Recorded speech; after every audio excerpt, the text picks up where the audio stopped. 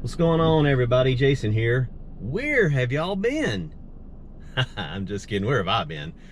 Sorry, I hadn't put out any videos in months. Going to try to get better about that in 2020. So, going to go ahead and start out here with about to go into this Big Savers thrift store here in Alabama. I'm here on vacation, so I figured I would start the videos back up and see if I can start getting y'all more videos in 2020. So, and hopefully we can get to 1,000 subscribers in 2020. That's my goal. So y'all help me out there and be sure to hit the subscribe button and the like button. But here we are. See if y'all can see it.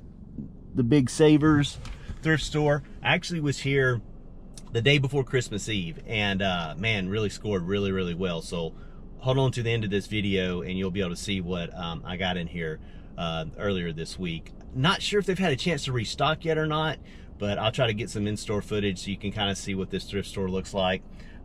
It's not the best organized thrift store, but sometimes those are the ones where you can find some really cool stuff, and I found some amazing things. So all right, let's go in, and again, be sure to hang around to the end of the video so you can see what I got earlier this week.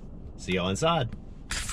Okay, so we made it inside, and right off the bat, I find the thrift find of the year. Brand new sealed Hellman's mayonnaise for 99 cents. Now, would anybody really buy mayonnaise from a thrift store? I was shocked. I've never seen food items in a thrift store. Well, I take that back. I have seen food items in Salvation Army. So, but they give those away free for people to help them out. So anyway, here we are starts out in kind of the toy aisle. They have a ton of board games, and I'm always looking for sealed ones, but as you can tell, that's just a cheap little bingo game there, but always looking for new sealed board games. There are a couple board games that I try to look for, and I actually really never found them. One of them is the Money Game. I can't remember the exact title of that one, but you'll see it in a lot of reseller videos, but I've never been able to find it. And as you can see, it's just, I won't say it's kind of organized, but not really. But you can kind of tell that this is not the greatest looking thrift store, which, like I said earlier, you can really find treasures in these. There's probably some good stuff in these bags if you go through them. You can probably find some good stuff bundled up. Somebody had opened that one that you could flip for profit, but I just didn't feel like going through each individual bag. This I thought maybe was sealed, but it had been open. Again, a lot of board games. But I don't like buying used board games unless they're worth a good bit of money, because you have to spend the time to count all the pieces and everything. And I tend to not count them. I tend to set them over on the side and be like, I'll deal with that later. Okay, now we made it over to a portion of the electronics. They've got like 3 different sections of electronics at this thrift store. And I still don't understand why thrift stores take those big box TVs. Here's a flat screen. I don't know if you can see that, but that was $79.99. You can almost go buy a new one these days for that. And this thrift store here tends not to be too terribly overpriced. But yeah, those box TVs, I just don't understand why they keep them. I do know that there are some vintage video game people that collect video games that like the box TVs, because that's how the original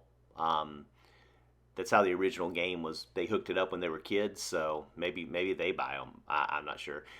Here's a bunch of telephones. This one wasn't new, so I left it behind.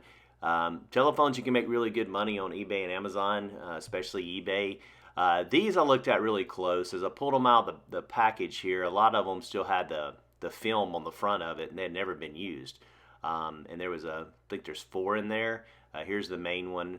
This looks like nobody ever actually used them. There's 3. Looks like there's 3. They wanted $20 for it, and you'll see here in a minute. I believe I'll look it up, and it's just not. It's not worth it. $20 is just too much. Now they did have half off and 75% off and 25% off. I'll show you that here in just a minute of what colors are discounted. But this, as you can see here in a minute, just not really worth it. Somebody was asking $89.99. They were way out of line for that. You're going to see the solds here. One sold new for $35. So, and that might have only been the main unit. So maybe there was some money to be made on that one. But the things you have to be very careful with about cordless phones is the batteries. I have sold them on eBay and Amazon and had them returned because the battery life was not good. So if you're going to sell these, either put new batteries in them, or when you're listing on eBay, put that you do not guarantee the battery life. So that's what I would do. If you're selling them on Amazon, I would put brand new batteries on, or you're going to get returns. I've had, and so because of the returns, I've kind of stopped selling um, the cordless phones because they're just too much of a pain. So here we are. Here's a bunch of much more electronics. Always look through your remotes. Here's a cool Sony remote, probably worth money, but when I flip it over, no battery cover. So that's a no-no on that. The direct TV and your cable remotes, they tend not to be worth any money. This went to a little DVD player, probably an old one if I had to guess. But there wasn't a model number or anything. Usually the remotes have a model number on the bottom of them. Sometimes it's inside the battery cover. You can find the model number, and that's how you can look them up, see how much money they're worth. I wasn't sure what this was at first. It looked space age to me or something, but it ended up being like a toaster. So, yeah, don't really sell toasters too often. I don't think I've ever sold a toaster. I know some of the vintage toasters can be worth money, but a lot of these electronics through here is just, it's really just kind of junk. There's no value in any of these things. A lot of this stuff is the same stuff you see at most all thrift stores that you go to, but you still got to look. You never know what might be hiding, in one of the boxes or one of the little corners. Those Sirius satellite radios can be worth money if they've got the actual Sirius satellite player with it. That one did not, so had to leave that one behind. I thought this might be worth some money, but it was used. It was missing the mouse, so it wasn't complete, and so I can't remember how much it was. I think one was $10 or $11 for it. So missing the mouse and everything, I didn't even bother with looking at it. Okay, so continuing with the electronics, we're on like the third section now. I run across this old alarm clock, and this is a flip clock. The numbers here actually flip, as you can tell, but this one is not in good condition. It's yellowed and definitely not worth it. But be sure to keep an eye out for those flip clocks. They can definitely be worth some money. All right, so we finally found our first find of the day. This is a yogurt maker.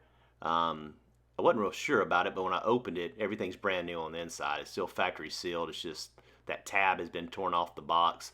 So usually what I do is when I find something that's interesting, as some of you probably know, just flip it over on the back, open your eBay app, go ahead and scan it, and it's going to bring up some of the listings here. People were asking $40 to $50 for it. Then I go to solds and I say, hey, we've got some good solds. There's one that sold for $35. So yeah, at $6.99, I believe is what this costs. Definitely going to grab that. So I've decided to get back into clothing a little more to sell some on Poshmark and maybe cross list onto eBay. And I was looking and I found this straight down shirt. Funny thing was, I found this a few days ago and I never heard of this type of shirt. It is a golf type shirt. It is embroidered, which normally would take away from it. But that's TPC Scottsdale, I believe it is, and that is a very popular golf course. So I think that might actually add to the value. So what I'm going to do is just bundle that with the one that I found the other day because they were the same size, and go ahead and put those together and see if we can make some money. But I was a little surprised going through these clothes. They actually had some decent name brand items, and they weren't too terribly overpriced. That's a good vintage Florida Gator shirt there, but you can't really tell from the video, but it was stained at the bottom. But that would have been a really nice vintage Florida Gators to pick up. I mean, here's a nice, a golf Adidas Climalite polo. I mean, these, they're just not worth a whole lot. Here's another one I thought about, hey, maybe I can group them together. And I think they were only $3.99, no, $6.99. That's why I didn't get them. It was too much. And the one that I'm getting over here is only $3.99. So I guess they think Adidas is worth a lot of money. But yeah, you just have to, if you're into clothing, definitely just have to go through it. This place had a ton. There's another Adidas. You could actually bundle those together, but at $6.99 each, can't really do that. There's your discounts. So I was definitely kind of looking for those tags to see if I could find any. I think I ended up only finding one at the end of the day, but that's okay. Okay, so here is the find for this trip. $3.99 for this Paradise Found, which is a vintage brand. And this is like an airplane World War II shirt. I'm going to pop up on the screen, but these things sell for around $67 to $70. All right, we are back in my parents' house, and we are going to go over our haul.